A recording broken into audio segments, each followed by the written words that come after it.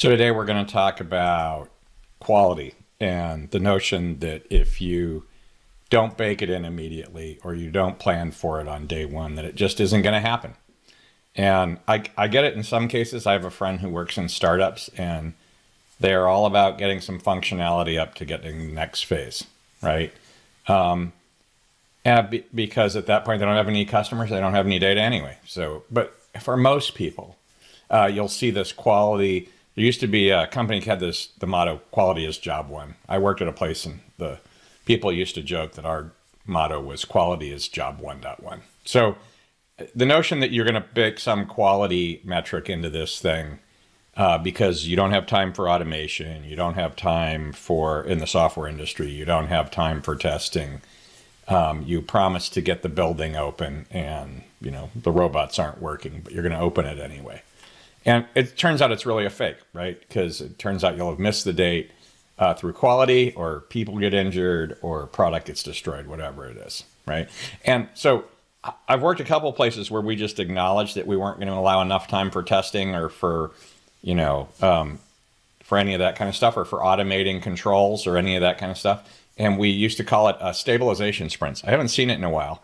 They were quality increments or stabilization sprints, and what they really meant was we knew we weren't going to test it, but we declared we would make a date. But to actually make this thing end up in customer hands, we ended up having to add a whole extra phase. So in the end, we made a bunch of dates, and date-driven works, right, for a lot of people, because that's the only way they actually get work done is if they have a deadline.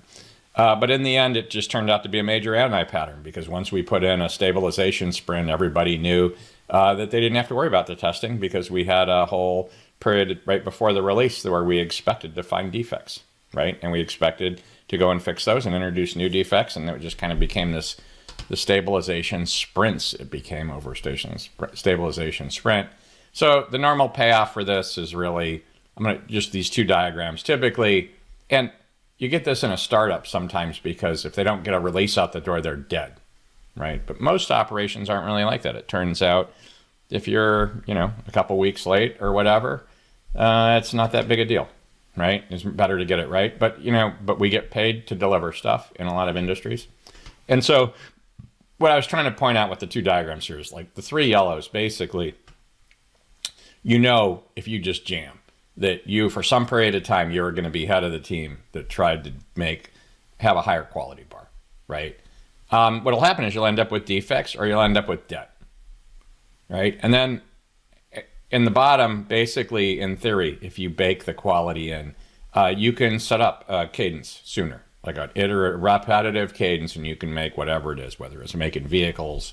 And you've seen this in vehicles too. They push to get it out the door, and then suddenly their service bays are full because they built a crappy product in some cases.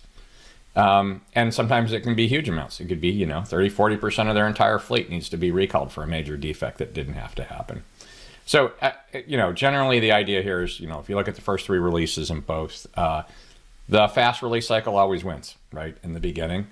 And then typically what happens, you end up with one or two paths. One is you just start spreading out your future iterations.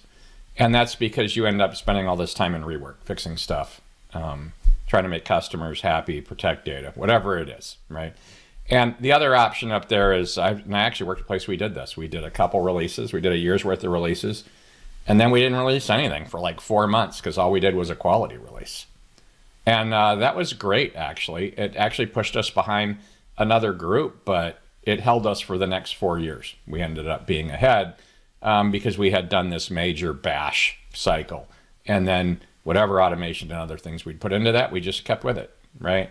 And so I think, really it comes down to, if you're in survival mode, totally makes sense. But a lot of people are not. Very few teams, very few outfits or things are in pure survival mode. And you know that because most projects are late anyway. And so the question is, what does it take to make a higher quality release product? And in the software industry, a lot of that is really automation, right? You hear a lot of teams are just too busy to do automation, and life is just bad for the next few years because nobody ever wants to do it. I was involved in a project recently, and we're moving from a completely manual process to an automated.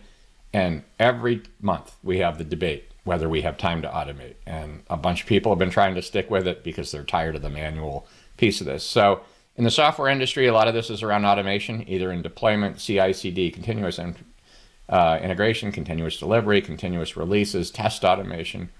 In other areas, it's going to be making sure you have the QC processes early, right?